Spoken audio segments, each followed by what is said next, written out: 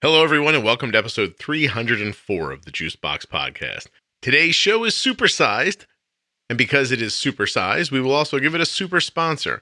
How about touchedbytype1.org? Used to be Dancing for Diabetes. Same great organization, new name. Check them out, touchedbytype1.org. And who else should be the sponsor of today's show? The Contour Next One blood glucose meter. If you don't know about Arden's meter, the Contour Next One, check them out at contournextone.com. You can even click on links in your podcast player. The ones that are available at juiceboxpodcast.com. Or at your next endocrinologist appointment, just ask your doctor to switch you to the Contour Next One. So far, I've done 2 episodes dedicated to looping. If you don't know what looping is, you should go back to episode 227 and listen to that one called Diabetes Concierge. And then jump to episode 252, A Loopy Few Months. Diabetes Concierge will explain to you what looping is in detail with Katie DeSimone. And then in 252, it's a 14-week follow-up to Arden's time looping.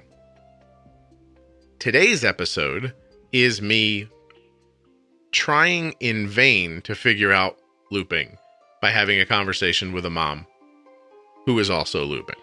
I want you to keep in mind that as I speak these words, it is 6 months past when this episode was recorded. My goal here is for you to be able to take this journey with me as I learn algorithm-based pumping, but for me to be far enough ahead in real life that when you get through listening to it, I'm able to already start talking about it. So this is going to be the last episode of me being like, looping, I don't understand. And the ones that'll come in the future will be a little more about what worked and what continues to work. Because I believe that algorithms are our future. Treat them well and let them lead the way. Please remember this. Very, very important in this episode. And nothing you hear on the Juicebox Podcast should be considered advice, medical or otherwise. Always consult a physician before making any changes to your healthcare plan or becoming bold with insulin. Remember, the algorithm that we are talking about here today is do it yourself. It is not from a company. It was downloaded from the interweb. It's not even FDA approved.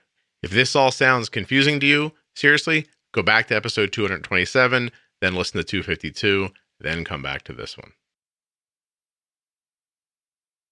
Hi, I'm Melody.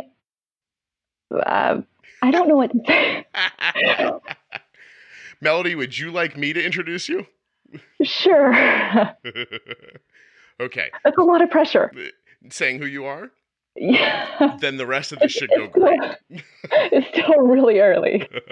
So Melody is someone I asked to come on the show because she is the overseer of people's looping and she understands it in a different way. So who did I reach out to? Did I reach out to Pete?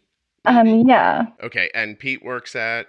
Tide Pool. And your husband works with? With Pete at Tide Pool. And then Pete said to your husband? Pete sent an email and said, hey, would you be interested in doing this? And Matt said, Melody would. See how easy this was to say who you were? So many people passing the buck in that situation. So Melody is Matt's wife, or the way Melody prefers to think of it, Matt is Melody's husband. And Matt works with Pete, and Pete works at Tide Pool, and Tide Pool is taking the DIY Loop app and trying to get it through the FDA. Did I say all that right? Yes, that seems about right. Look at me. Now, my goal was, I've had 2 looping episodes so far, right? At first I had Katie on, and Katie really explained looping to me and brought me in from the ground up because I really did not know what it was or what I was talking about. I was pressed by a listener to find out more about it. And I was completely happy with my daughter's care, and I didn't want to loop. I was waiting for Omnipod to come out with whatever Horizon's going to be, and I was going to try that. So I got pressed into it by a listener, and I thought, you know what? True enough, this is going to be the future, and I should understand it. So I'll jump in sooner and try to wrap my head around it. So Katie came on. She explained it to me. Katie was really cool. She sent me her Riley link, an extra one. We got set up and tried it. I hated Loop. In the first 3 days, I almost quit. In the second 3 days, I really almost quit. I've almost stopped using it a million times. 2 weeks ago, I almost stopped using it. But nevertheless, I persist, which I believe is a famous quote that I'm taking out of context. And yeah. So I had another episode on Loop where Jenny Smith came on, and then she and I just went over what I thought of Loop. Now, here was the funny thing. When it was over, I thought, oh, I'm going to hear back from a lot of angry Loopers who are like, oh, you know, don't understand, or let's. Instead, all I got back was a lot of people going, yo, man, right on. Like, that's exactly what happened to me. I was like, oh, geez. So my next goal was to have someone on who's doing it with success and has been doing it much longer than me, so that we can really just interview you about what it's like to use it, taking my experience out of it. So that's what I'm hoping to do today. Does that make sense? So no pressure at all? No, I mean, you're just going to screw up the entire movement if you get this wrong, Melody. That's all. Okay, great. Like, I can deal with that. Your husband doesn't need that job, does he? No, we're fine. We don't need insurance or anything. Exactly. So let's get a little background on you first. How many kids do you have? How many of them have diabetes? Who else has diabetes? What's the deal? We have 3 daughters, and our youngest, Hazel, is the only one with diabetes. She's the only person we knew no one with type 1 when she was diagnosed. Gotcha. It's not a family thing, totally out of the blue kind of situation. Yeah. She was 18 months old when she was diagnosed. I was the person who diagnosed her. Our pediatrician kept brushing us off. Eventually, I just took her to urgent care and said, okay, pediatrician, we'll just do this urgent care thing. And urgent care sent us to the ER. And while we were waiting for a room in the ER, Matt started Googling like type 1 things. Mm-hmm. Like we were both talking to family and like keeping people informed and all this kind of thing. But he started Googling and came across the "We're Not Waiting" movement, less than 4 hours into diagnosis. Wow. And so he was like, this is great. And I was like, I'm not in a place to hear this right now. Talk to me later. Our 18-month-old has diabetes. You found some well-meaning idiots on the internet and you want us to hand their care over. I was like, not realizing. It wasn't quite there yet. It was just, here's something that gives me hope that this won't be as terrible as we thought. Excellent. And so that got a back burner, and over the next couple of weeks while we were trying to figure out what we were doing. Yeah. And before we left the hospital, I asked the doctor for a CGM and a pump. And he was like, sure. What pump do you want? And I was like, I don't know. You know more about these things than I do. And so we started out with an Animas Ping. Mm-hmm. That's what it was a teaching hospital. Yep. And the fellows and the residents, they conferred quickly on the round and was like, probably the Animas Ping. Yeah, the Animas. And so about 6 weeks after diagnosis, because insurance is slow, we started her on both the Dexcom and the Animas. And once we kind of got settled into those, it took about a month. Matt started reading more about the looping and the open APS, which they're 2 slightly different mm-hmm. systems. And we had an HMO at the time, and I know a lot of people struggle with insurance, but it's so hard to get supplies sometimes. Mm-hmm. Like I was doing I had the primary role of like fighting with the insurance company and saying, do you really need another prior authorization? Kind of thing. You need me to send you another piece of paper that says she has diabetes, because I've done this already. Yeah. Could we all just agree you're trying to put me off for a couple of months, wait the couple of months, and then you can send the stuff over? Would that even be easy? Yeah. And so Matt started saying, I think we should do this looping thing, but we need to do but it has to be an old Medtronic pump. And I was like, okay, I'm spending all my energy getting the supplies that we need for this pump. If you get the pump and you figure out how to get the supplies for it, I'm on board. Yeah, but leave me out otherwise. Yeah. But I can't handle trying to secure supplies for 2 different pumps from 2 different supply chains. Yeah, no, I hear you. And so he did. He posted a post on Facebook with a cute picture of Hazel and said, hey, anybody have old pumps that they're not using anymore? And we got 2 or 3. One of them worked for looping with the old Medtronic pumps. Mm-hmm. And so about 6 months after we started her on the Animas Ping, we started looping. How long ago was this? What year was it? It'll be 2 years next month. Wow. So we're about to hit our loop-iversary. Okay. So Matt, your daughter Hazel has had diabetes for 2 years, and in that time, 2.5 now. You've just sped completely through all of this process to the point where your husband now works at Tide Pool. What did he do before? Please don't tell me he was like a butcher before. What did he do prior? No, he was an auto mechanic. That makes sense. Just kidding. He was developing mobile apps for a higher ed. Okay. Place. So is he right now, as best as you're allowed to say, is he helping to refine the Loop app for Tide Pool, or what?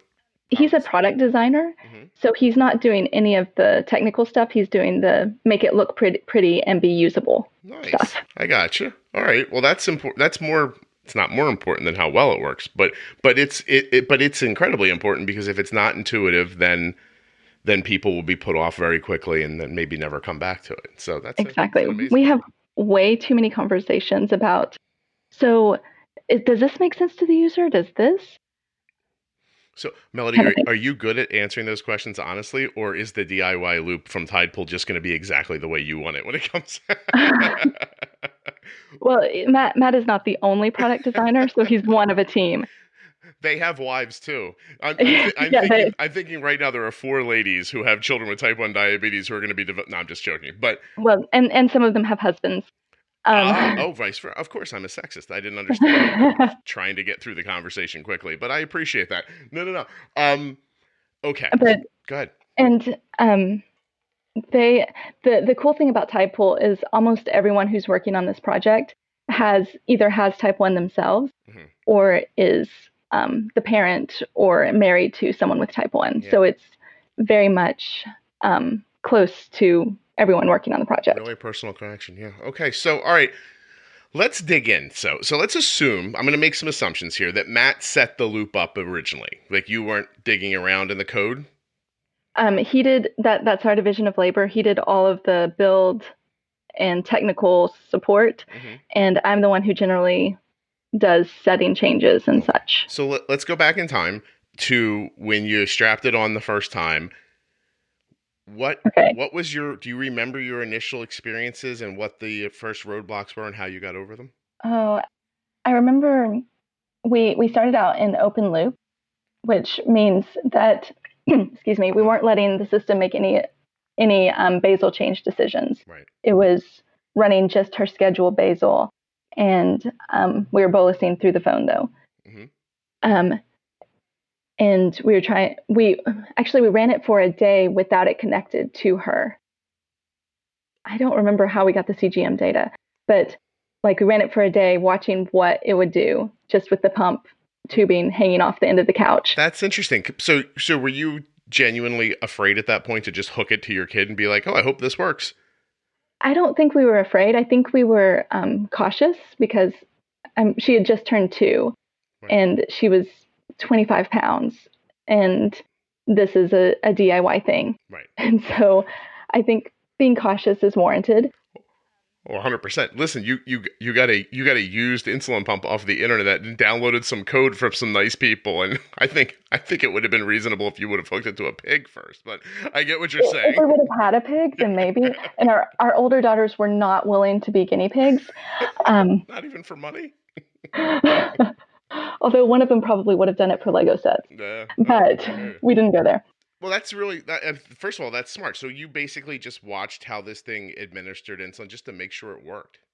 Yeah, and just to see if we could understand the decisions it was making, if there was going to be any glaringly obvious things that we needed to change in the settings or things like that. And then I remember we put it on her, and the Medtronic pump used the same infusion set as the Animas, so it was really easy to just switch it over. We put it on her, and we were running it in open loop. And we went to do pony rides that day. We were watching this open loop and pushing the button every 5 minutes, because it will give you a basal recommendation, and you can push this button and say, yes, I agree with that. And I got tired of pushing the button. And I was like, Matt, can we just close the loop? It makes sense what it's doing. And he was like, are you sure we're ready to do that? And so like, man, this was your idea. Are you saying you're not sure? And he was going with the cautious approach, which I appreciate. And no. He's being a guy. I do this stuff to my wife all the time. I push us to the brink of like something, and then I'm like, are you sure we should be doing this? She's like, you said to. No. I see what you're saying. He's trying to take away. Anyway, go ahead. I know it. Go ahead. And so eventually she had just gone to bed and her blood glucose was pretty stable. And we decided to close the loop because closing the loop meant it would automatically suspend basal if she started to go low. Right. And I remember very clearly we had Night Scout set up, which is another monitoring, it's a third-party monitoring app. Yeah. So we had that set up, and we literally sat on our bed and watched the Night Scout every 5 minutes, like her basal would slightly change, and there were tears involved because we were like, this system is doing all the work that we've been doing for the last 6 months, which isn't as long as some people have been doing all this work, I realize. But it was just this gratitude and happiness that there was finally something that was helping us keep our kids safer. Yeah. Can you, looking back now, do you know how many people approximately were using it when you started using it? I think it was less than 1,000. I have the number. I have the number 400 in my head, and I don't know if it was 1,400 or 400-ish. Yeah. Well, one way or the other, not a lot of people. And these aren't even people you can quantify or using it, right? They're just, they had downloaded They had bought a Riley link. Right. So, first of all, you're really great parents, and I'm not joking. You should be lauded. It's really amazing. When I put the loop on Arden, she said, "Is this thing going to kill me?" And I responded, "Probably not."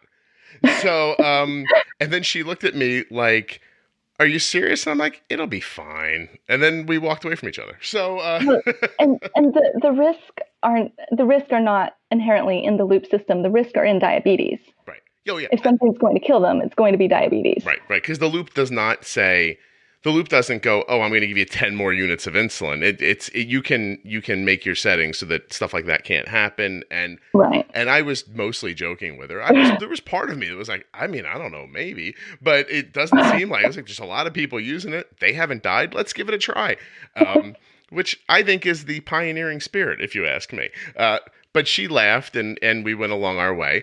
And it was terrific. How soon into the process did you first want to quit looping? Or was your experience before looping so much worse than looping?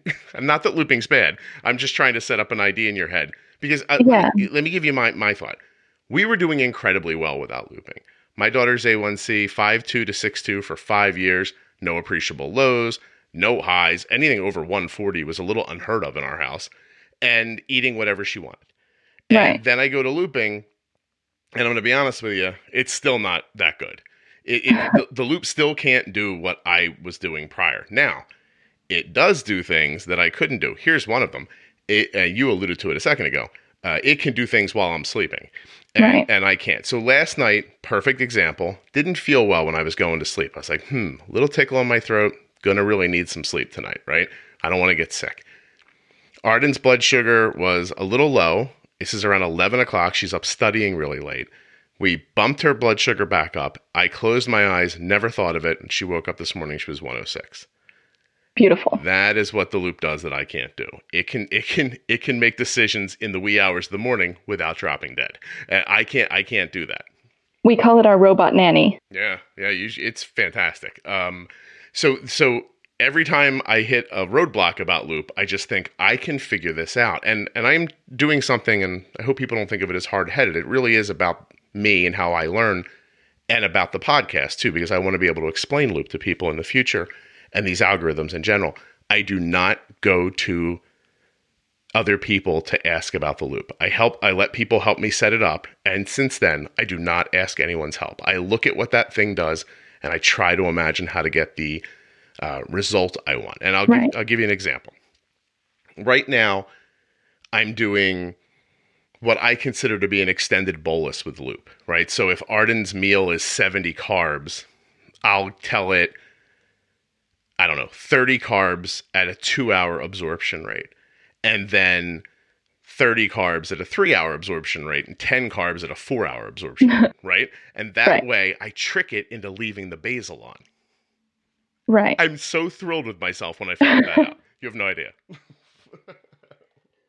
Well, I think that we came into it a little bit differently because we didn't have a really long traditional pump therapy experience. Sure.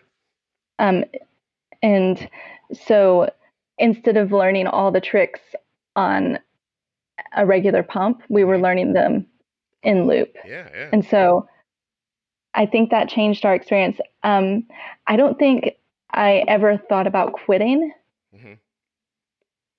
When the Omnipod code was released, we switched Hazel to Omnipod. Right. That was May, I think. Yeah, just recently. That's got to be, you and I have probably been doing it about the same amount of time as far on as Omnipod. Yeah. And the Omnipod cannulas go in at a different angle than the steel ones we were using, and it was a really hard transition. And I don't think I ever felt like quitting, but I felt like a failure a lot. Okay. I was like, why can I not get this right? Right. And how right was it going for you prior to that? Like, so if I may, and if you're willing to, I shared with you, we didn't see anything over 140 frequently. Arden's blood sugar never languishes in the 160s or the 170s prior to loop, but now it does. Right. Right. And yesterday she had a big after school snack that we totally missed on.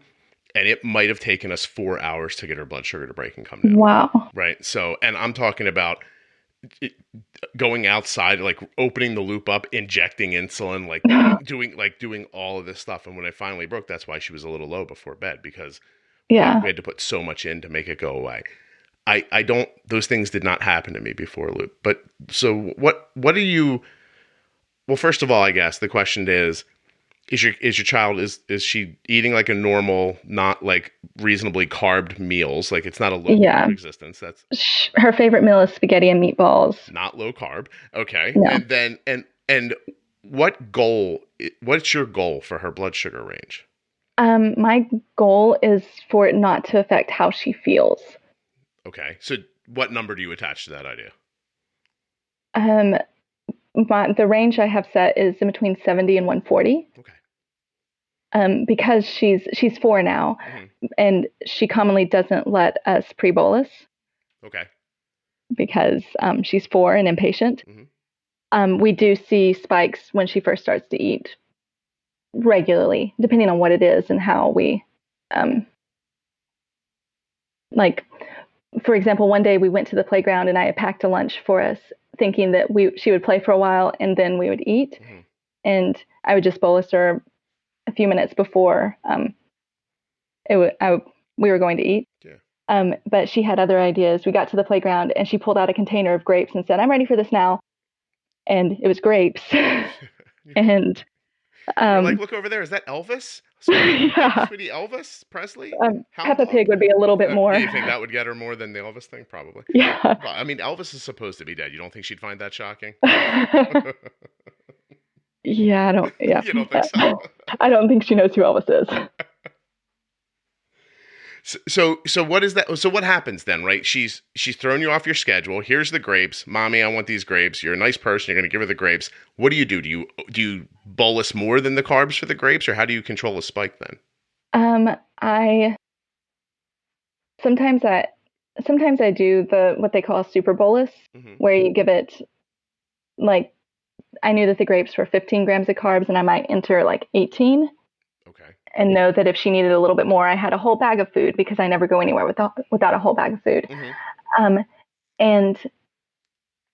then Hazel and I talk a lot about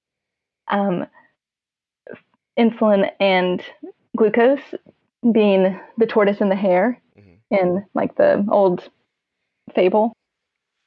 And so as she starts to eat the grapes, I'm like, I say, "Hazel, I'm giving you the insulin for these, but you remember, insulin is a tortoise and those grapes are a hare. So try to eat them slowly so that they don't win the race." Yeah, because She's 4. Has she learned to give you the finger yet, or that not yet? She has learned to roll her eyes because she has a 14-year-old sister, but she has not learned much profanity or gestures. Well, she'll get to school in a year or so, and she'll meet one terrible little kid, and that'll be the end of it. But so does she listen then? Does she slow walk the grapes when you tell her that? Sometimes, but usually not. But we were also at the playground that day, so she ate them and then started running and playing. And so I think she might have spiked up to maybe 180 and then come right back down. Mm-hmm. So it wasn't terrible. Gotcha. By now, you know that Dancing for Diabetes has changed their name to Touched by Type 1. Here's why they did it. For nearly 2 decades, Dancing for Diabetes has been spreading awareness about Type 1, raising funds to find a cure, and inspiring those with Type 1 diabetes to thrive. Our organization's incredible growth over the last 10 years has pushed us to challenge ourselves and reflect on how we can impact more people. To better identify with our community, to properly explain who we are and increase our reach, we are rebranding and becoming Touched by Type 1. Rebranding will allow us to continue all of our current programs, as well as expand and grow so that we can reach more people and change more lives. We are ecstatic for this new journey, for rediscovering who we are and what we can accomplish for our global community. Together, we enter our 20th year as who we've always been and who we'll continue to be. Touched by Type 1. Check us out at touchedbytype1.org.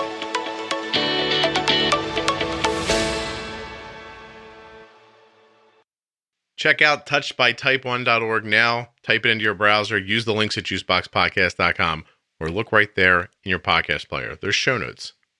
There's a link. All right, back to Melody. And this thing is just going to start going. I am going to lose my mind at some point while I'm talking to Melody. Here's a good time to tell you. I found this conversation that I had with Melody incredibly therapeutic, and I have an aha moment at the end. I know this one's a lot longer than most of them, but this episode ended up being like a therapy conversation for me about looping. So you're really listening to me kind of hammering my way through it. Melody is very generous with how she, let's say, puts up with me. All right, let's get back to it. Spiked to 180, came back down. How long between giving her the first insulin and back down? Less than an hour. Less than an hour. Okay. Yeah. So it's like if the insulin dosing is right, then a lot of times she doesn't spend too high. If she spikes, she doesn't spend too high. But that's if the insulin dosing is right. Gotcha. And being a tiny person, getting that right is difficult. Mm-hmm. So I also learned not to be a perfectionist with a toddler with diabetes. Right. Because it was making me crazy. And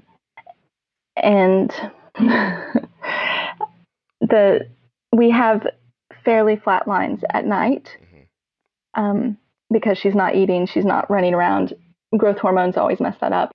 And as she gets older, other hormones will mess that up too. But for the most part, we have good night.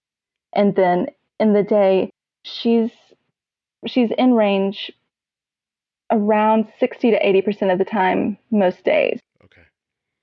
Now, and on the 60%, there's usually something going on. We watch for patterns, and then we figure out what it is, correct, and move on. Yeah.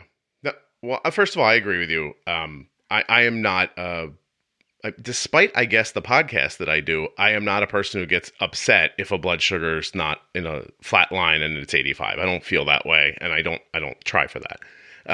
Also, in our house, when my wife says this is making me crazy, one of us stops her, and we qualify it and go crazier. But that's a good qualifier. Yeah, thank you.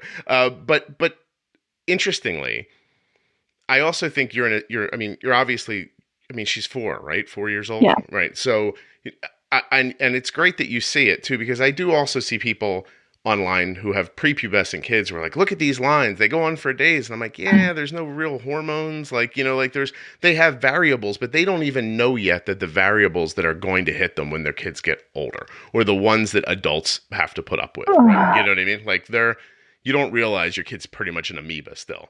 And he's just sort of just floating through life going, oh, this is great. Grapes, swings, this lady comes with me.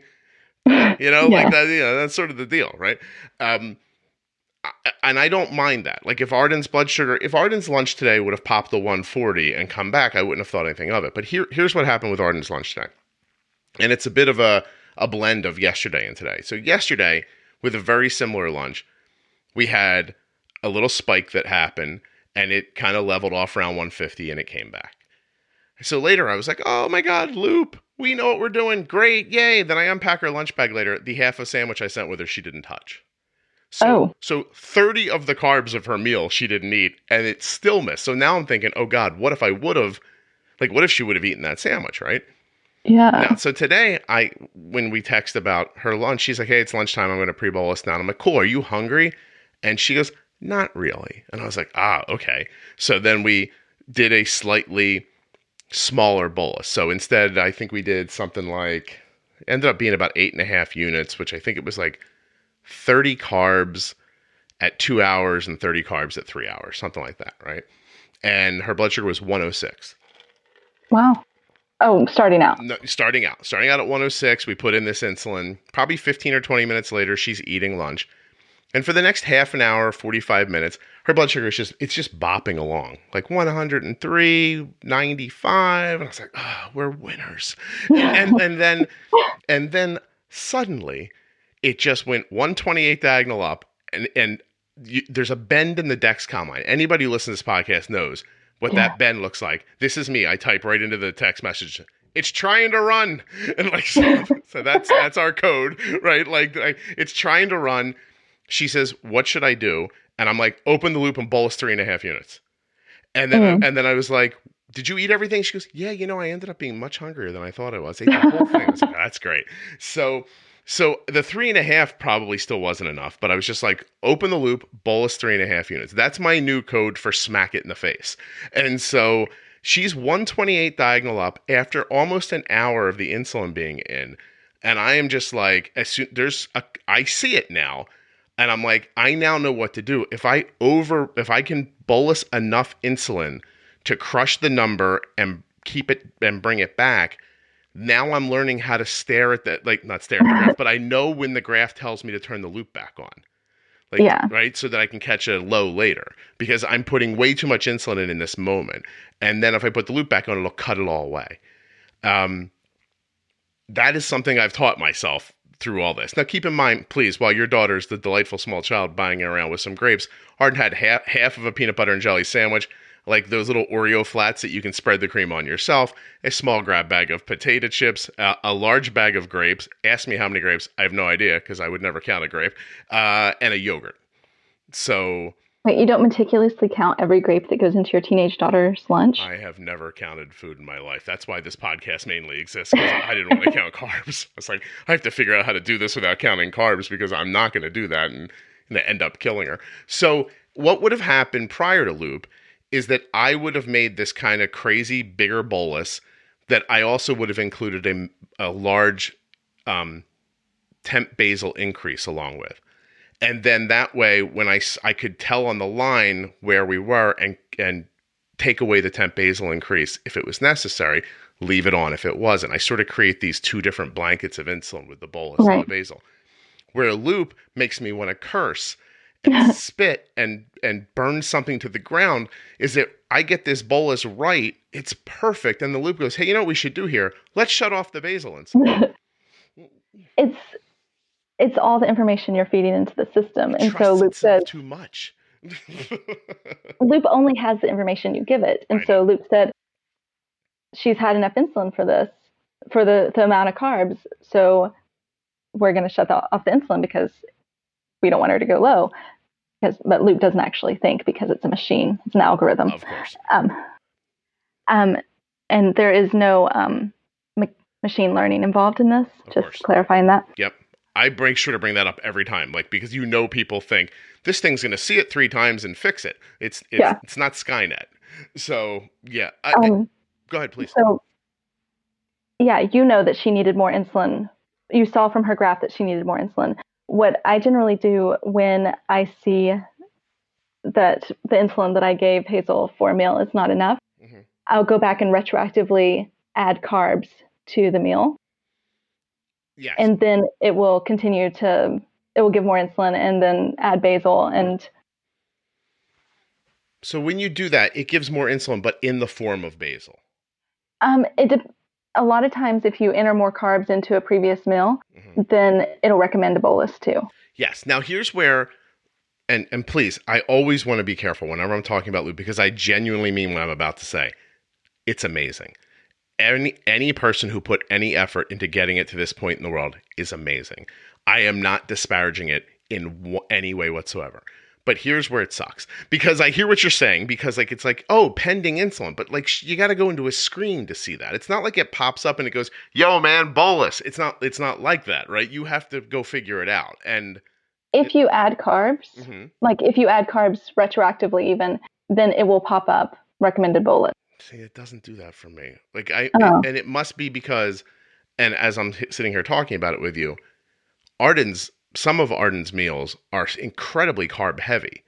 Right. And so even when you're like, okay, well, let's call it 20 more, I still think it's like, oh, dude, that's not enough for and I think I need to be telling it more.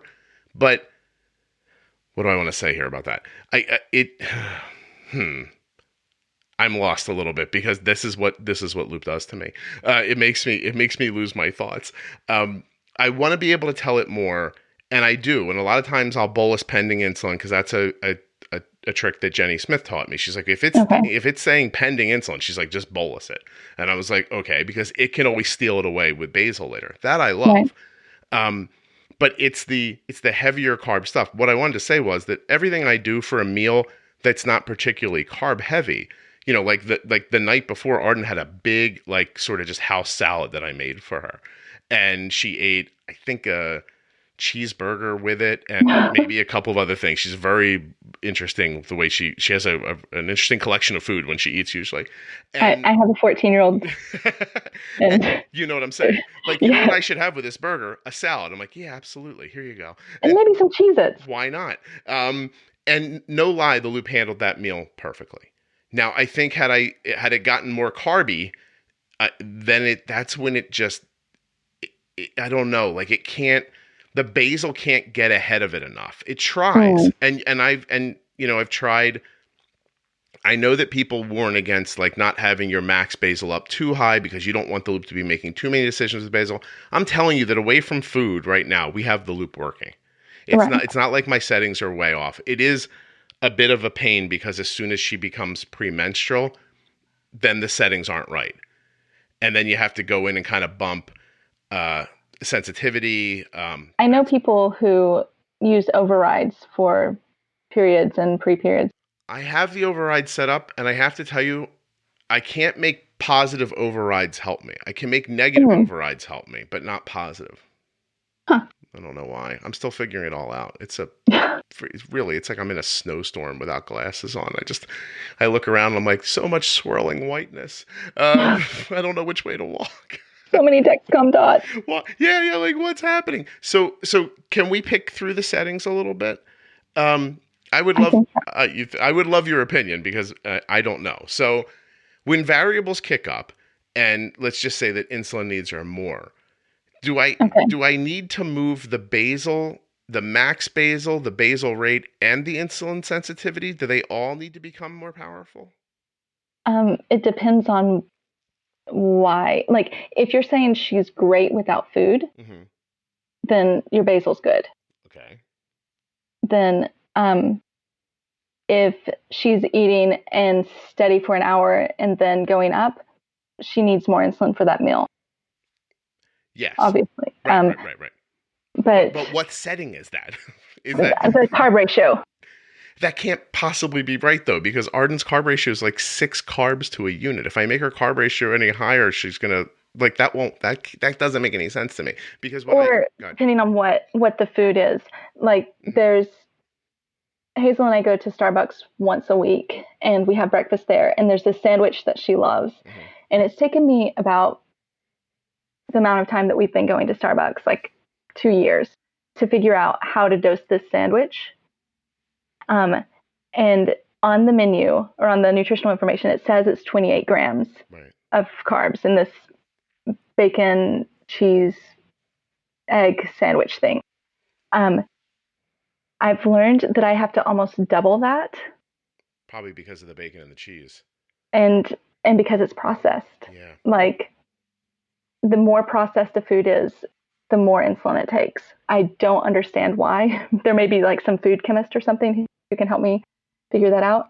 But like, the carb count for fruit is going to always be like, I can give Hazel 50 grams of strawberries, and that's 50 grams of strawberries in weight, which is 4 grams of carbs, and give her the insulin that Loop says, and it'll be fine. I can give her the same amount of like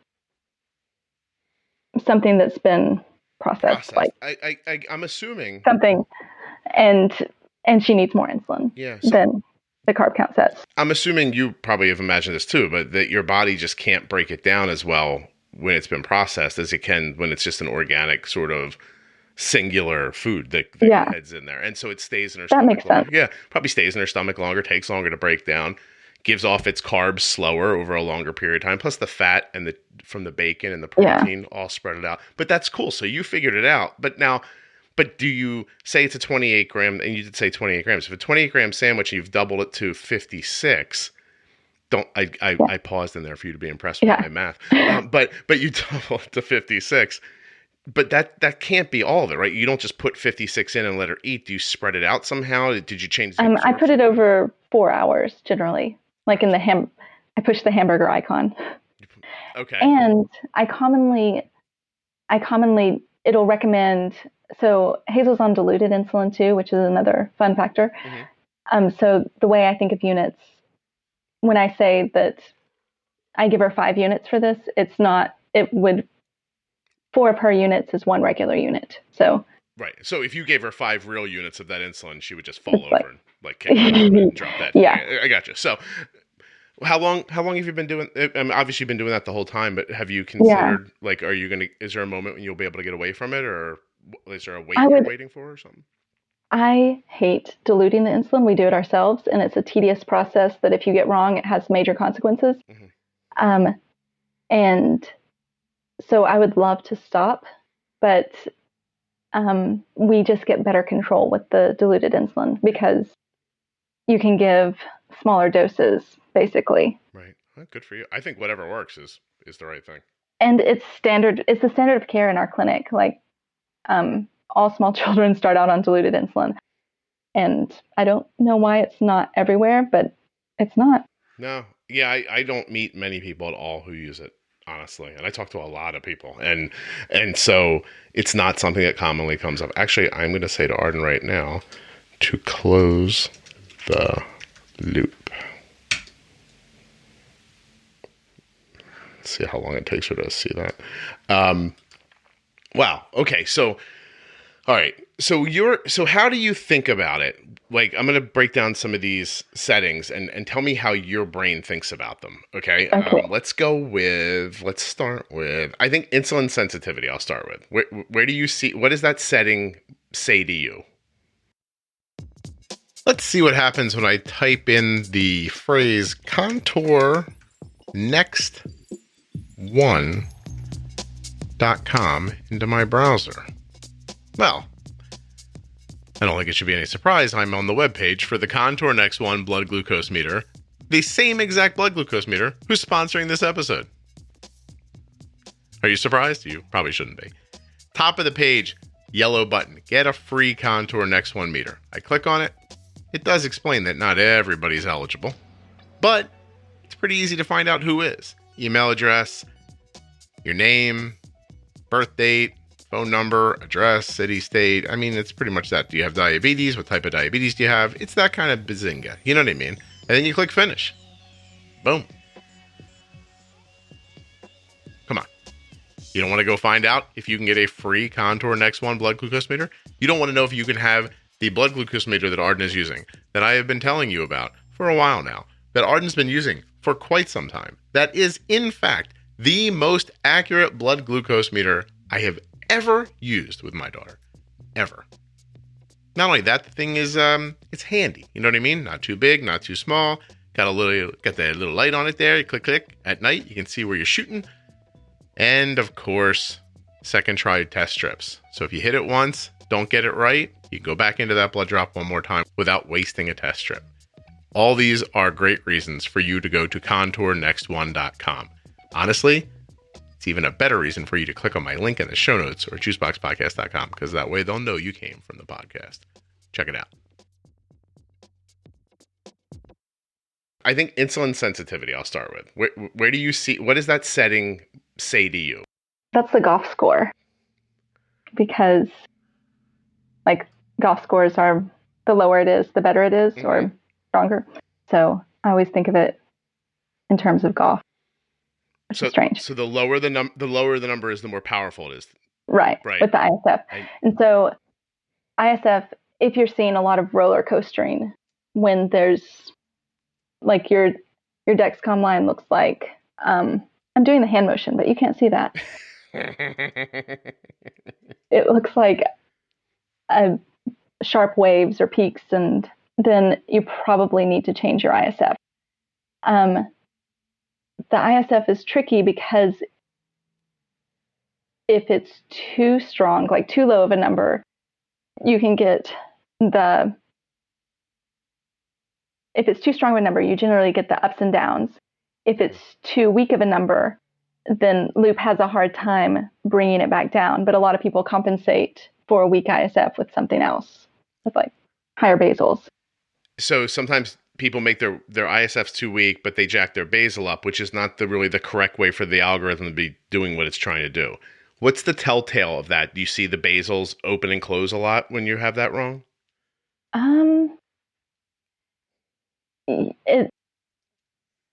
The telltale would be if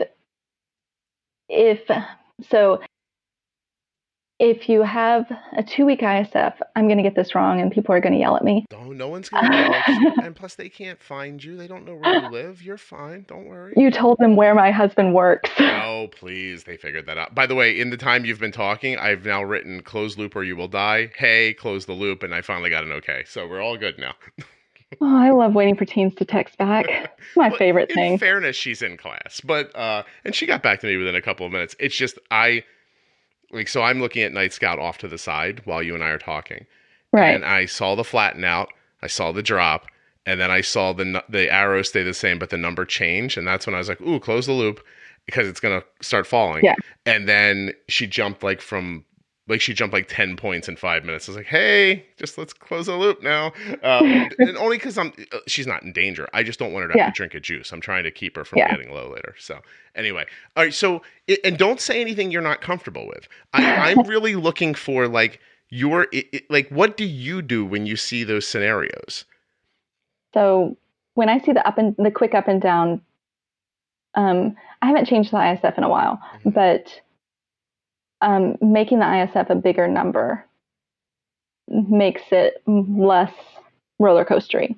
Okay. So generally a weaker sensitivity factor or a higher number, and God bless whoever set it up like that. And so takes away. So if you're roller coastering, just those gentle kind of like ups and downs, that's because probably your ISF is too powerful.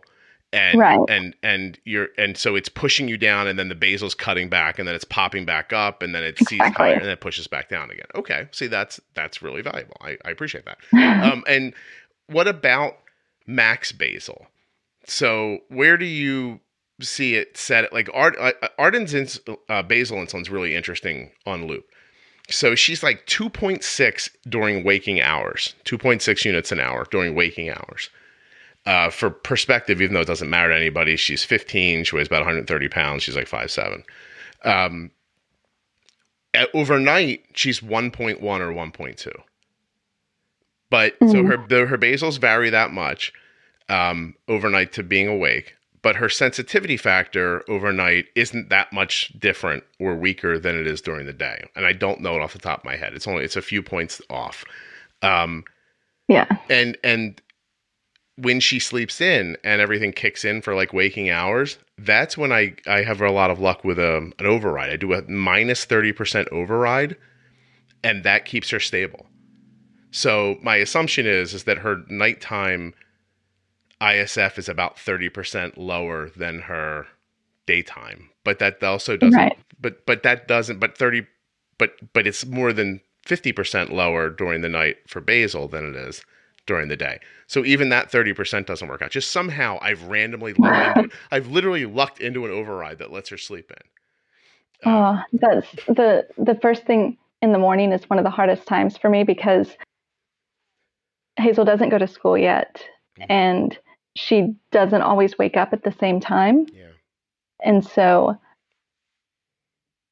like, as soon as she wakes up, her blood glucose is going to start to rise. Right. But not until the minute she wakes up. Mm-hmm. And so getting the basal set right there is so hard. Yeah. I'm hoping that will be one thing that's easier when she starts school and is in a very routinized. What we do on school days, Arden wakes up. She's usually like this morning she was 106, but a lot of times she's around 85 or 90 when she wakes up. Okay. And I could see if it wasn't for loop, I could just bolus right then. I would, without compunction, bolus a unit and a half of insulin when she woke up. Just blind bolus. I would do it. But I can't, because if I do that, then the loop takes away all the basal. Because it's like, you messed up, buddy. And I'm like, yeah. And I don't want to, like, I try not to lie carb, like fake carb lie, because that messes things up too, right? So I have to wait for her blood sugar to start drifting up. Then when she gets to 128, the pending insulin pops on. It's like, yo, you should be bolusing. And I always want to look at it and go, yeah, I know. And then, and so she does that usually on the ride to school. And it'll catch her around 135 or so and bring her back. So if you know that she needs like a unit and a half, somewhere like that, something like that. Is that what you said? Yes, absolutely. So should I jack her basal for an hour right before she wakes up?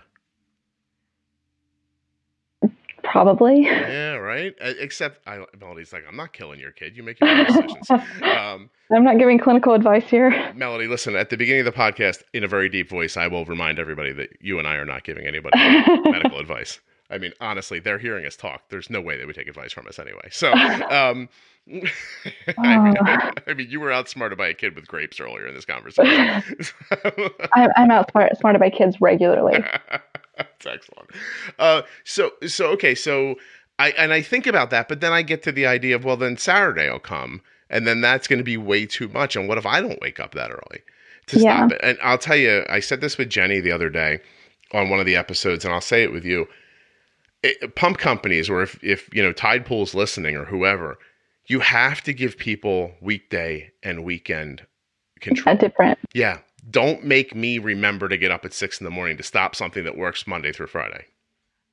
What I've heard of other people doing is Friday night before they go to bed, they just change the time on the basal. 100%. That's still bullshit. No, I don't mean to curse. Yeah, you still have to remember. Yeah, I don't want to have to do that. Like this is such a simple thing. I should be able to set something up for weekdays that start at, you know, Sunday night at midnight or something like that, and then, you know, and it should be able to read the alarm on the clock that's set, and then just start kicking the basal in like an hour prior to when the alarm goes off. That's genius. Seriously. I know. Yeah, it really is. Maybe I should be the one designing these things. Yeah. What's with this guy that he was just making apps for education stuff? He doesn't know what he's doing. How did he get this job? I'm just kidding. I'm sure he knows what he's doing. So Tide Pool is obviously, you know, doing that stuff, and you and I are having an amazing idea right now, which obviously we can't really implement. But in a perfect world, imagine that. Imagine if the app said, "Oh, her alarm's set for 7 today. We should start pushing her basal insulin up at 6:30 or 6 o'clock." I mean, obviously that's fraught with pitfalls, but it's in a perfect world scenario. What a genius idea. I mean, your phone already has all this information. Yeah, it knows when you start moving. It knows when you start breaking out of REM sleep and everything. And, you know, it definitely knows what you're doing on Facebook. And that's the whole the whole concept behind the We're Not Waiting movement. They're like, they were like, we have this CGM, we have this pump. Why can't they talk to each other? Yeah. So now we have this phone and it has all of this personal information about us. Why can't it inform the decisions of our insulin delivery? Even a little bit. Yeah. Just even, because it's funny as you say that, even if Arden's basal rate would move up by 30% an hour before she woke up in the morning, that would be enough to stop that initial rise, that life rise. You know what I mean? When you open your eyes, you're like, I'm awake, I have to go to school. And then everything starts hitting you and you're rushing around and irritated that you're still tired, and it starts pushing your blood sugar up. And yeah, I mean, listen, something's got to give, because, parents are the ones who do it normally. I know so many people who set an alarm and get up an hour before their kids to get their kids' blood sugars ready for when they wake up in the morning. And then poor adults don't have that luxury of their mom still sitting behind, at the foot of their bed, trying not to wake them up, helping them with their health. And so they're put in a completely different problem. So when it's a kid, even if you outsmart it, and there are a million ways to outsmart this stuff, those ways still entail effort and time. And I know it's hard to think of in the moment, Melody, but that effort that you and I and other people are putting into things, it beats you up over time. Do you know what I mean? Like, I am not the same fresh-faced young man I was before my daughter got diabetes. And there is part of me who wonders what I would look like if diabetes didn't exist. You know what I mean? Like, would I go for a walk once in a while?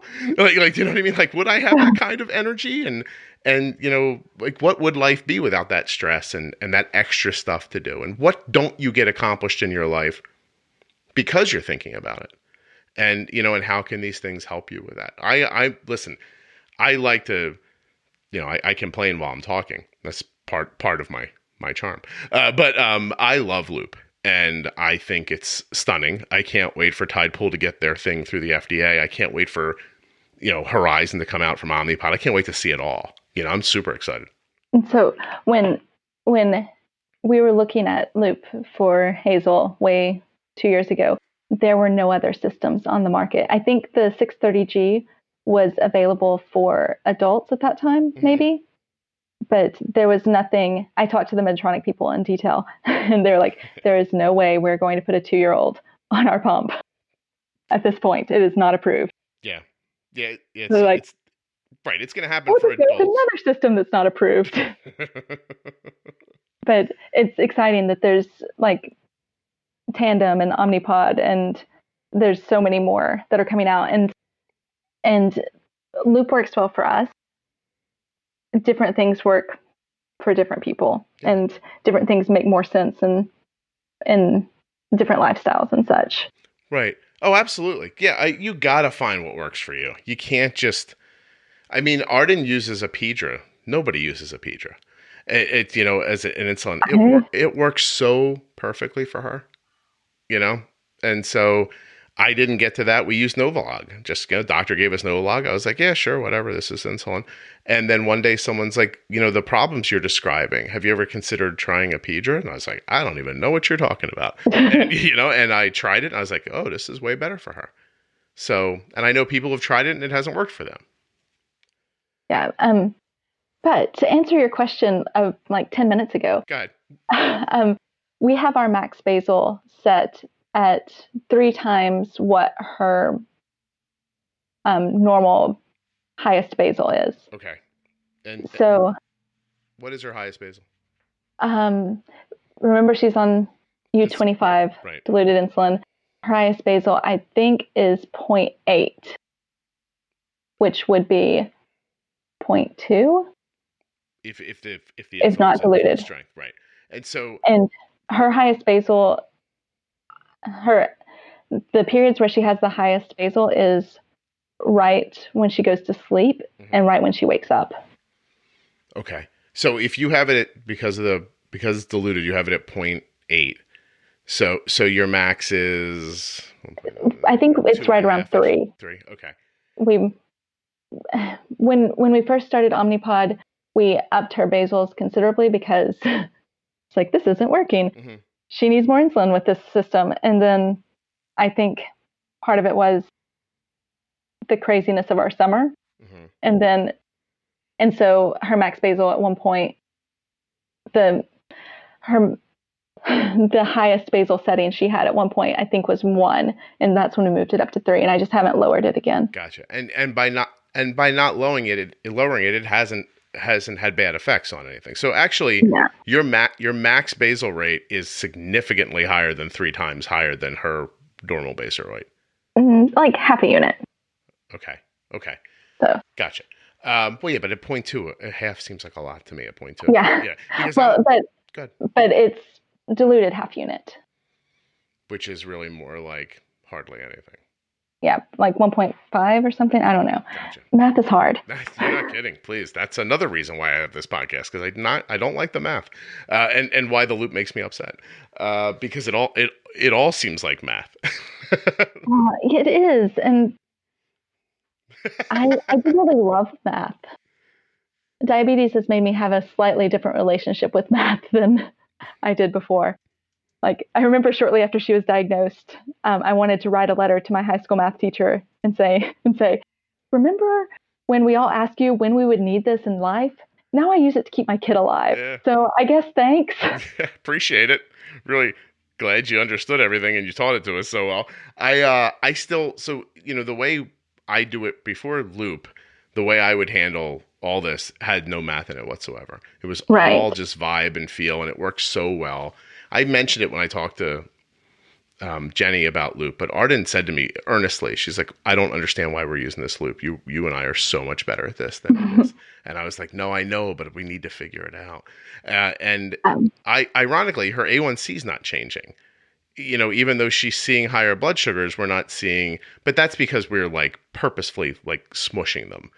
I think if being honest, if I would not readdress spikes, I think Arden's A1C would have gone from where it was, which I think was 5.5 when we started. I think it would be 7 by now. Wow. And now what I'm trying to say is that I also think that there are scads of human beings on the planet who would be incredibly happy with a 7 A1C, and not just happy, but it would be an incredible improvement for their health. Yeah, I was happy with the 7, like 6 months in. Yeah. And that sounded really condescending. No. Like, I remember being happy about a 7 because our endo said with a kid this young, we want her below 8.5. Mm-hmm. And so a 7 was great. Yeah, you're like, I'm 1.5 under the best. I see that. I listen, and I don't think people take that as condescending. I think people with a 9 wish they had a 7. I think people who were told 8.5 would be thrilled with a 7. And now you're lower than that, and you think, I remember a time when I was thrilled with 7. Yeah, I hear what you're saying. You're not hurting anybody's feelings. Don't worry. People listening to this show are tough. They can take it. They listen to me, so they got a really thick skin. I don't know what we've done here, Melody. I really don't. What I really realized as we were talking, so if I may summarize or pull this together for a second, just to kind of make a bigger point. Your kid is little, and you're doing a terrific job. Her A1C is great. Her variability is really amazing. All this stuff is going really well. And yet, when I said to you, hey, in this scenario, what would you do to that setting? You were still like, well, right. I need a little bit more information than... Right.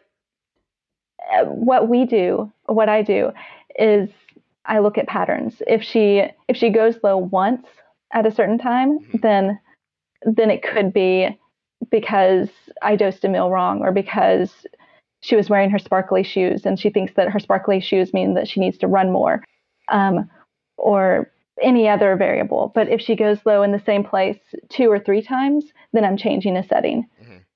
And so I look for patterns. And so the interesting thing to me is that you're charting a course, right? Like you're thinking about Loop and your settings like you're standing on the shore of New York and you're trying to get to Europe. And so you're plotting and charting and making everything like decisions ahead of time. What I was doing before Loop was I got in the boat and I started rowing. Okay. And then if there was a storm up front, I would just go around the storm. And then if a pirate ship came, I'd hide. And then I just went and I got over there the same way you got over there. Like, we're both standing in Europe now going, your way worked and my way worked. My way was more like fluid and kind of flexible, and Loop can't do that. Loop needs to know settings. It needs to understand these are the numbers I'm working with, and those numbers need to be right. And if those numbers are wrong, it doesn't just stand up and go, oh, no worries, we'll hide from the pirate ship now. It doesn't do that. Yeah. It's a system that needs the correct information to go forward, whereas you're a human and you're able to bob and weave. Yeah. Yeah. So do you know anybody that close loops at night and open loops all day? I'm sure there are people. I've heard of parents doing that with school. Some. I don't know anyone in particular who does that regularly. And I'll tell you, in my mind, that would be the best answer for us, with the exception of the fact of that when you reclose the loop after a day of it being open, it immediately looks and goes, oh, you've used way more insulin than we need, and then shuts your basal off forever. And you're just like, you mother. And then it just so everything I try to trick it with. I'm hearing that loop causes you to curse. It does. Often. I curse aside of loop, but loop makes me want to curse more than normal. It just because every time I feel like I have it outsmarted, I'm wrong. Yeah, and I think that trying to outsmart it is maybe counterintuitive. Where you're going wrong. Yeah, but you have to figure out how to work with it. But you've been doing this other system for so long, and working so well that it's kind of like trying to learn to ride a unicycle after you've been riding a bicycle or something. I don't know. That's a bad analogy, but no. All analogies are fun. I think that what I would love to do is put you and that kid in a time machine and send you forward 10 years. And then let you live a week with Loop and ask you these questions again. I feel like you'd be like, "Oh my God, Scott, right? Huh? Yeah, because with hormones, you mean, or hormones or and bigger appetites, like that kind of thing. Because right now, honestly, in carbs, what's the biggest meal she might eat? We were at a pool party the other night, and there was pizza and corn on the cob and cookies, and it gave me a slight anxiety attack, and I think it was over 100 grams. Wow. How did that go?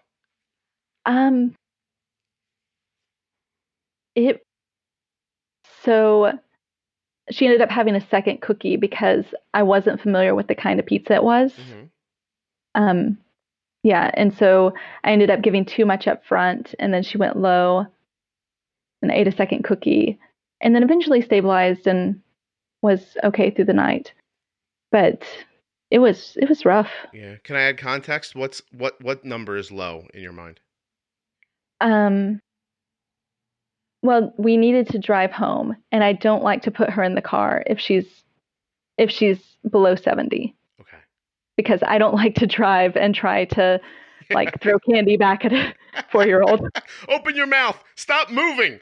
And we live in the Los Angeles area. And so it's not just like you can pull over on a side street. It's like one time I was navigating a difficult, going from the 5 to the 210, I don't know, some numbers. And I hear the Dexcom alarm, and I'm like, why is she low? She shouldn't be low right now. And then I look back and she's asleep. And kids fall asleep in the car all the time. And I'm like, is she asleep because she's low? Is she asleep because she's didn't take a nap today?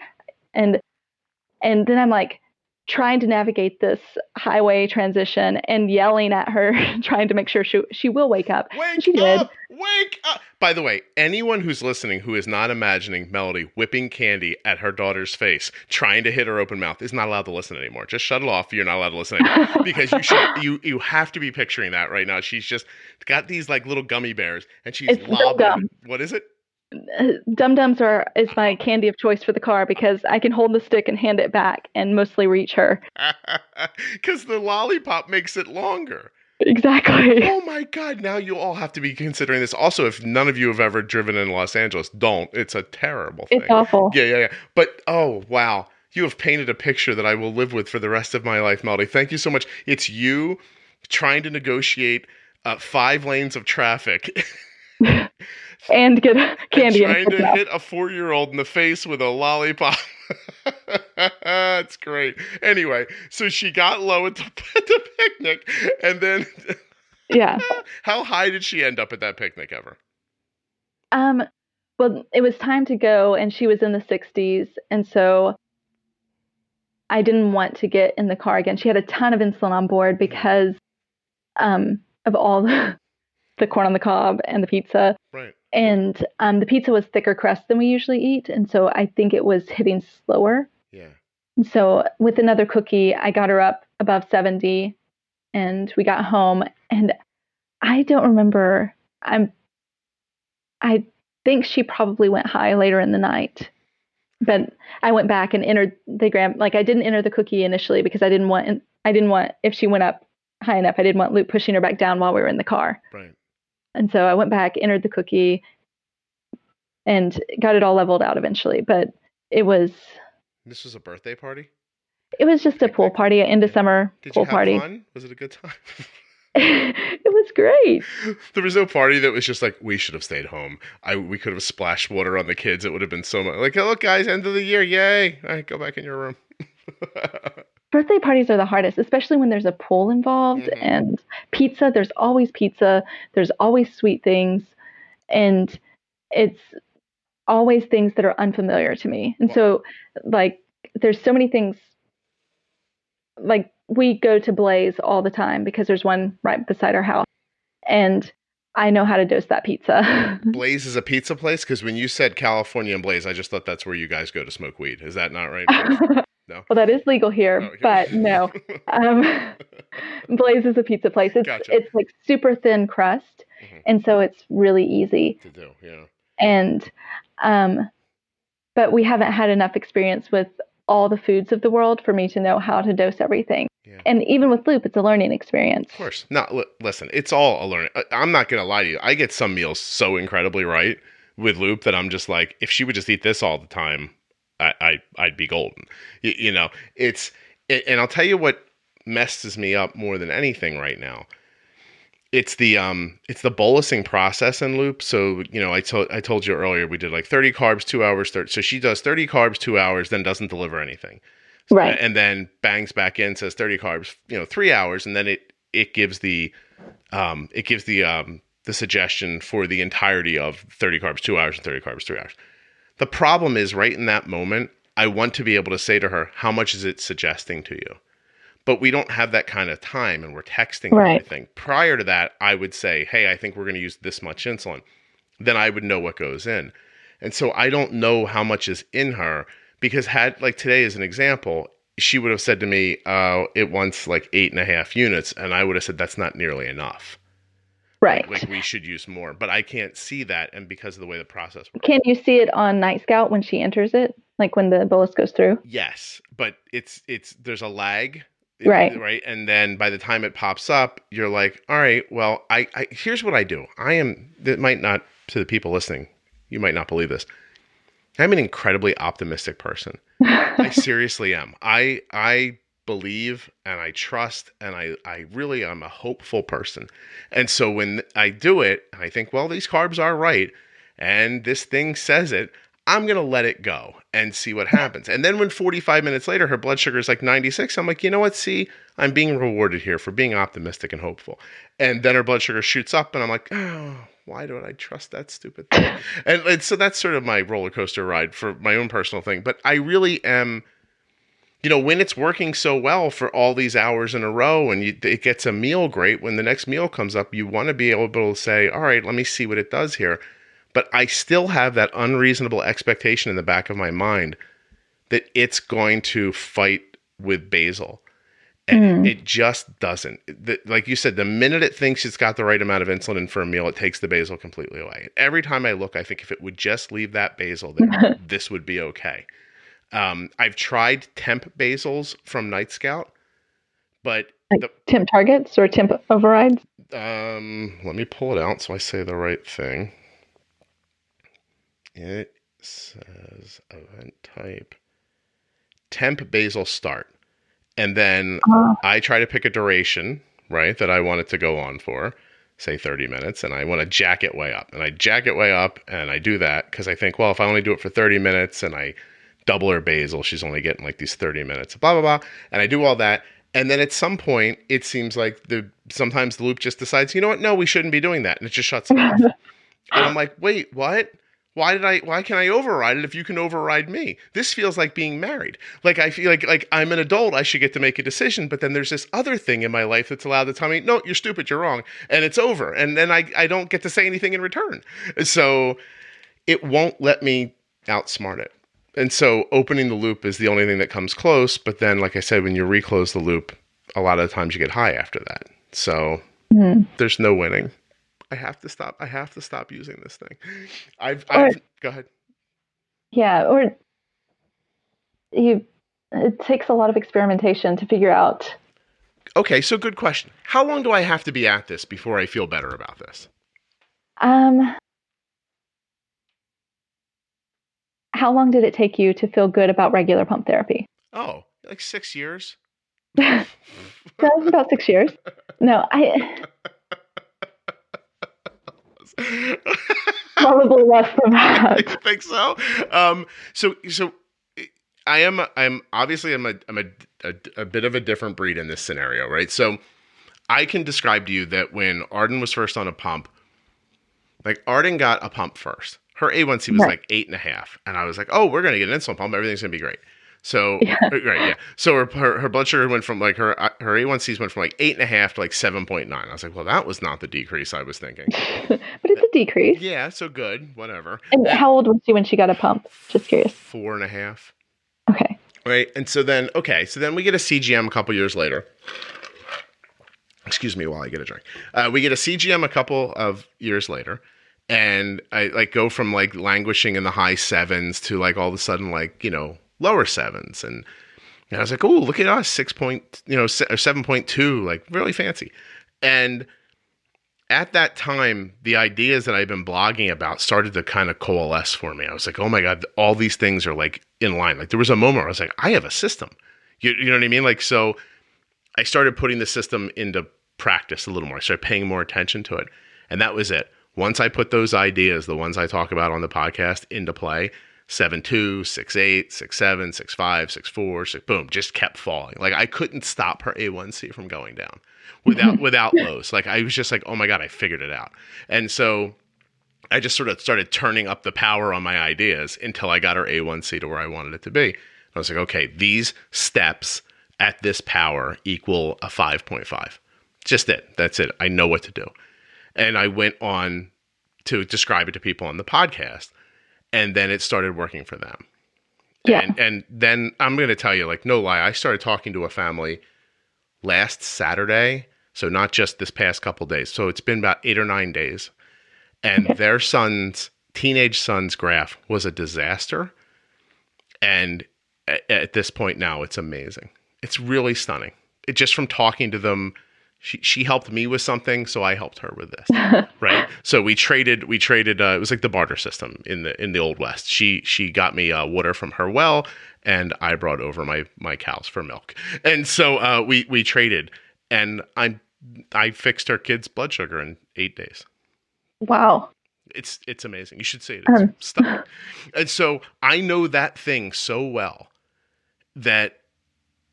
This is just very infuriating. It really is. But I see the reason to understand it. Like I know I need to understand this, and so I'm not going to give up. But everyone I talk to, it's like I'm in a bad movie. Like it's like a road trip movie. Like I meet Katie, I'm like, hey, Katie will know. Katie's like the queen of this. And then Katie tells me some stuff. I'm like, oh, that didn't really help me that much. And then I sit down with Jenny, and Jenny tells me some stuff, and I go, okay, well, a little better. And then I was talking to you, I'm like, Melody's gonna have the answer. No one has I'm just walking through this roadshow movie, and people are like, oh yeah, it's over that way. And I'm like, what? There? Yeah, just walk towards that. And I think it's more of a movie of self-discovery where you have to figure out the answers for yourself, and no one's going to hand them to you. Yeah, no, I don't. Yeah, no, but you don't expect them to be handed. But I guess where my confusion comes in, or irritation, or I don't know what you want to call it, is that I was able to hand what I was doing to someone else. Right. And I want to meet the person who can hand loop to someone else. Right? And I haven't found that person yet. So your lunch problem, where you knew that she needed more insulin. Right. Right. So in the same way that you learn to bolus meals before loop, you can learn to bolus meals with loop, where like, okay, last time we did this and we put it in as 30 at 2 hours, 30 at 3 hours, and the insulin ran out before the carbs did. So she needs more insulin. Mm-hmm. And so you enter it as more carbs. Like I learned with the Starbucks sandwich that it has to be a lot more carbs than I thought it was going to be. So I should have lied to this thing about her meal today and just lied to it about the amount of carbs until I was comfortable with how much insulin she got. I wouldn't call it lying as much as like there's the face value carbs and then what the carbs actually do to her blood glucose. Mm-hmm. So I have to consider glycemic load and glycemic index because it can't do that. Yeah. Why can't it do that? I'm just kidding. I know why. There are limitations to technology. No, I understand why it can't.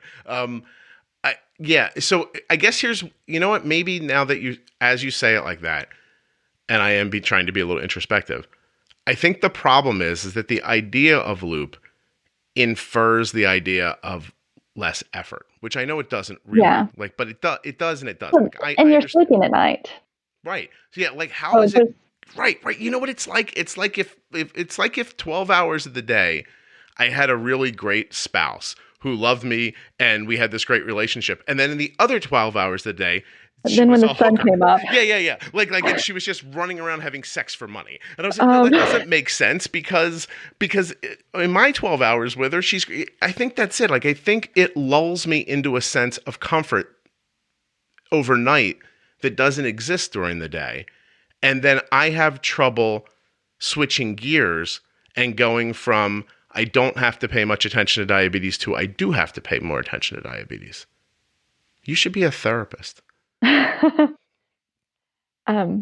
That is an interesting career choice I might consider. But no, so seriously, you really helped me just now because that really is what happens. Is like you just keep getting lulled into like, oh, it's going to be okay. I don't need to do this anymore. It works. I figured out my settings. Like everybody tells me it's about the settings. The settings, right? Look how good everything. It's like your brain. It's, you know what it is? It really is my hopeful nature. It's screwing me, right? Because I see it work for 6, 10, 8, 12 hours in a row. And I'm like, oh yeah, loop works. It's great. I have my settings, right? Trust the settings, do the thing. And then I don't realize that this is Jekyll and Hyde. Like it's one thing overnight, it's another thing during the day. Yeah, the food is difficult, and when it's working, it works so well, and when the food is not entered correctly, it's entered correctly, but it doesn't react the same way, then it's hard. Yeah, loop is like if Dr. Jekyll was a hooker. I think that's what we figured out today. That should be the new logo. I don't want to be involved in figuring that out. I don't want my name attached to that. Well, I'm putting it out the Tide Pool right now. You need Dr. Jekyll in a skirt, standing on a street corner. That should be the new logo. I'll reach out to the right people. No, seriously, I seriously think you'd just help me because I can see the confluence of events that lead me to like this roadblock. Because I was involved before. And when I wasn't involved, I didn't need to be involved, right? Like I know some people, when they hear about the podcast, initially they're like, oh, it sounds like a lot of work. And it is in the beginning.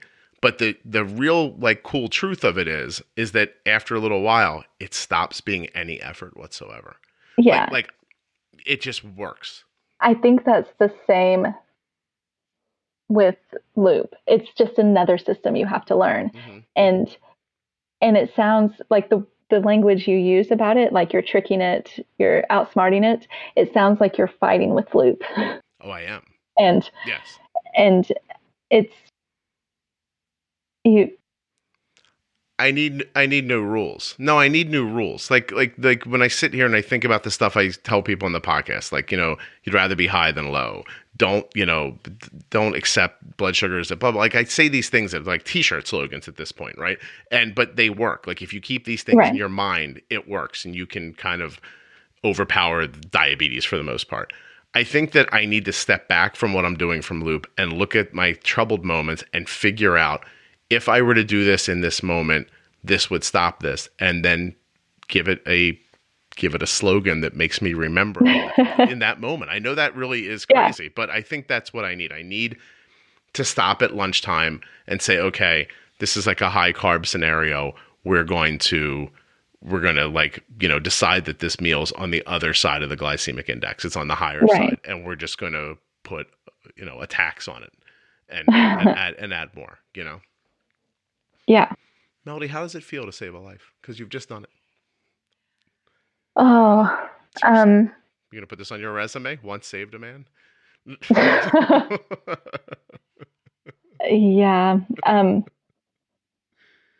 It's still too early for me to have Woody come back. You're fine. It is early in the morning. You're doing a very nice thing. It's like 9 o'clock, or you are right? It's 9:50. I kept you on way longer than I said too. Are you completely unhappy that you did this, or are you okay with this? I think I'm okay. I will probably spend the next 48 hours thinking back to all the things I said and how I should have said them differently. That's no big deal. You're just having the same response that people have after dating me. It's over, and you're like, I don't think I should have done that. And you're probably right. So, but it's too late now. I have the recording. No, I'm just kidding. No, but I appreciate it. I think this kind of like rambly conversation is going to be one of them that I look back on and I think like this pulled me through, because having too much of a, like I've tried having somebody come on and tell me like, this is how it works, but it's their perspective on Loop. And I need to figure out my perspective on it. You have to figure out how to fit the way your brain works in with figuring out the settings. Yeah. Yes. And I have a good friend who has, I'm going to say it wrong, dyscalculia. It's like dyslexia, but with math. Okay. And she's always saying, I don't know what I would do if my kid had diabetes. There's way too much math. I could never do that. And I was like, well, you'd figure it out. People figure things out. I'm looking it up right now. By the way, first of all, you said it 100% right. It looks like dyscalculia. Severe difficulty in making arithmetical? What the heck? Calculations as a result of a brain disorder. It's like dyslexia generally, except for with numbers instead of with numbers. Yeah, that person's kid can't get diabetes. Yeah. No, she'll have to return the kid if that happens. Well, no, you can figure it out. I mean, I think with accommodations, you can figure things out. I have to tell you, your friend, who I don't wish any bad on her or her family at all. I think that she is the kind of person who hears my podcast and goes, "This makes complete sense to me." Because it's not about the numbers. Right. Yeah, see, she'd be fine. All right, I take it back. She'd be okay. Thank you very much for doing this. I want you to know that it doesn't go up right away, so you can fret about it for longer. Yeah, or no, just let me know that you really feel like you said something stupid at one point. You're like, I really wish that wasn't in there, but I feel like you did a great job. When I edit it, I listen very closely to what's going back. I don't let anybody make a fool of themselves or anything like that. That's kind. Yeah, of course. Well, what am I trying to do? You know what I mean? I'm trying to help people with diabetes, not embarrass you. I'm embarrassing myself. I think that's enough embarrassment for the whole situation. But I seriously think you really helped me just now. And I hope to be able to report back to you soon that I figured out a way to work more harmoniously with Loop. Oh, I hope so. And yeah, and for Arden's sake, how does she feel about it? Oh, Arden doesn't want to do it. But Arden's spoiled. Arden lived a life where she didn't really have diabetes.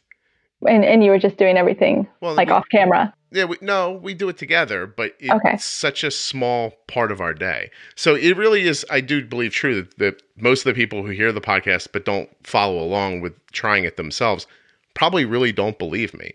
But I don't think that prior to Loop, I thought about diabetes more than about 6 or 8 minutes in total every 24 hours. Unless you're recording a podcast about diabetes. Yes, that's a different thing. I take that out of the scenario. Yeah. But so I really, she and I spent no time thinking about it. Now, with Loop, I've been irritated and thinking about Loop for the last 2 hours. I put more thought into diabetes today than I would have in a week without Loop. Yeah. And so Matt always says that when you start a new job, there's 6 months of feeling like you're completely out of your element because you're learning new system, new everything. And I think when learning a new diabetes management system is kind of the same because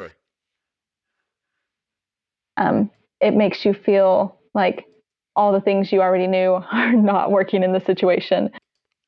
Yeah, it's everything I thought was right about the world I'm wrong about now. And that's it. Everything I thought was right is wrong, but I can learn this. And that is where I feel that's where I'm at right now. I know I can learn it. And I do have a little extra pressure because I feel like I need to learn it in a way where I can explain it. Yeah. But I know I can learn it. I know that my time with it isn't as long as it probably feels, although it's, May, June, July, August, September. It's getting there. It's 6 months now. But the truth is I'm way better at it today than I was 3 months ago. So it's coming.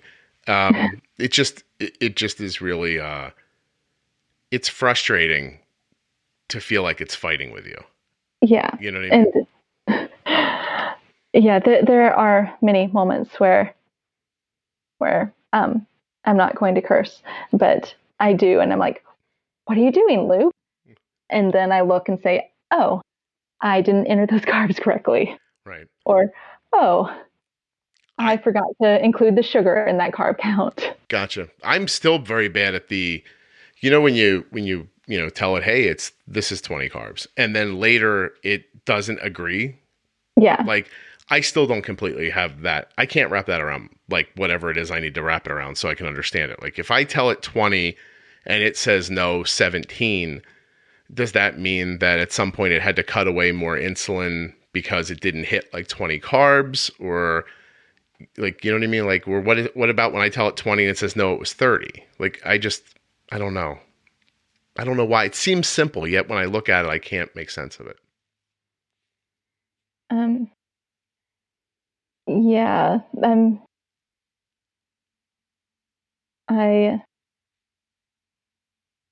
I got a text in the middle of that from our nanny with Hazel. And I'm good, but I missed the last half of your sentence. What I was going to say, what I'm saying is that when you tell the Loop, hey, this is 20 carbs, and later it tells you, oh yeah, well it was really 15. Right. My assumption, good. What does it mean when it says that? That the way your body absorbed it and the amount of insulin that was needed matched 15 as opposed to 20. Mm-hmm. And what about the opposite? What if it says no 25? Then it's like saying we used enough. Your blood glucose data shows that you needed 25 grams worth of insulin.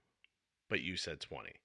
Yeah. Right. So it absorbed and so that's a really good thing to look at when you're retrospectively looking at meals to see, okay, we dosed this as this, but it says I dosed this as 30, but it says that it absorbed 45. So the next time she has this meal, you should do 45. Gotcha. And it tells how long, the amount of time too. So that's honestly how we figured out our favorite pizza. Yeah. And now we eat pizza probably too often, partially because it's delicious and partially because we know exactly how to bolus. And I know I'm not going to be up correcting this if we eat pizza. Nice. No, I mean, I would think as you were saying that, I thought, well, I should be using that as a way to measure load, the load of the glycemic. Yeah. Because I'm getting listen, I don't count carbs, but I can swag carbs pretty well. Yeah. So I'm not 30 carbs off when I make a decision, but there is the impact that I'm off on sometimes. So I have to come up with a scenario where I understand what how much extra carbs covers impact of more carb-heavy food or more dense food with more of a load. Okay, all right. I'm going to let you off the hook now. You've done a lot for me today. I appreciate that. I don't know if anybody listening will get anything out of it, but I've gotten a lot out of it. So thank you very much. I really appreciate you. You're welcome. It was kind of fun. Oh, you had fun? That's great. I can't tell because you're so West Coast and I'm East Coast. I can't tell if you hate me or you were having a good time. Mostly a good time. Yeah. Ironically, I don't care. I can't tell. I'm just kidding. You were really terrific. Thank you so much for doing this. Thank you. And have a good day. You too. Huge thanks to Melody for coming on the show and sharing what she's learned about the loop algorithm, right? She helped me immensely, as you heard. Today, I am much more adept at using loop.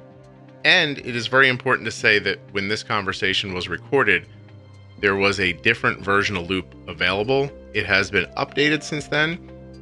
And the update has been a piece of how I've gotten to where you're going to hear next. You know, the next time I talk about looping, when I'm all like, yo, I'm so good at this. It'll be because of what Melody helped me with, all the things I learned before, all the people who helped me, the time that we put into figuring it out, and, of course, the hard work of the people who work on the algorithm.